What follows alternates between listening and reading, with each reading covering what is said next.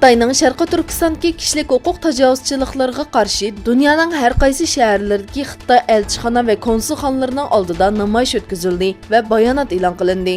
Bosh shtabi Germaniyaning Köln shahriga joylashgan Islom jamiyati milliy qarash tashkilotining Sharqiy Turkiston uchun uyg'onish, insoniyat uchun tirilish shiori ostida uyushtirilgan faoliyatlarda Xitoyning kishilik huquq zulmiga qarshi namoyish o'tkazish orqali Uyg'urlarning yanida ekanligini ifodaladi.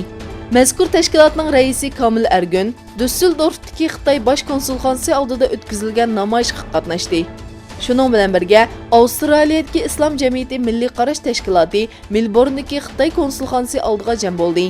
Bu yerda e'lon qilingan bayonotda Sharqiy Turkistonning yolg'iz emasligi ta'kidlandi va faoliyatlarning davomlashadiganligi bildirildi.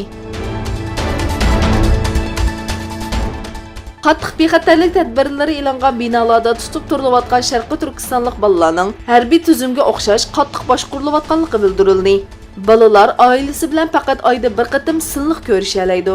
Yangi Osiyo to'rining xabar qilishicha, 1 yoshdan 6 yoshgacha bo'lgan bolalar to'plangan bu lagerda bolalar faqat xitoycha so'zlashga, to'ng'iz go'shi yeyishga, hukumat talab qilgan kiyimlarni kiyishga va Xitoy an'anasiga bo'ysunishga majbur bo'lmoqda. Xitoy Tashqi ishlar ministrligi Amerikaning o'rta musofirlik yadro qurollari kelishuvidan chekinib chiqqanligidan andisha his qilganligini bildirdi va Amerika bilan Rossiyaning ixtiloflarni qurilish xarakterli dialoglar orqali hal qilishga chaqirdi. Ministrlik bayonotchisi Gengshong yozig'chi bayonotida Amerikaning o'rta musofirlik yadro qurollari kelishuvidan chekinganligiga qarata Xitoy tarafining andisha his qilganligini bildirdi. Amerika Venezuelada o'zini vaqtliq prezident deb e'lon qilgan Juan Guaidoning talabiga asosan insonparvarlik yordami avatmoqchi. Tashqi ishlar ministri Pompeo Oqsaroy davlat bexatarlik maslahatchisi Boltonning so'zlarini qo'lladi. Shuning bilan birga Amerika muavin prezidenti Mike Pence Mayamida yashayotgan venesuelaliklar bilan o'tkazgan faoliyatda Maduroga qarshi harakat qilishning vaqti kelganligi haqida to'xtalib, Maduro hokimiyatiga xotima berish vaqti keldi dedi.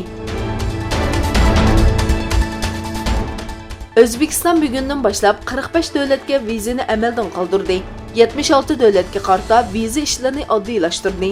Buning bilan bugundan e'tiboran Yevropa ittifoqi davlatlarini asos qilgan holda 45 davlatning fuqarolari viza olmasdan O'zbekistonda 30 kungacha sayohat qila oladi.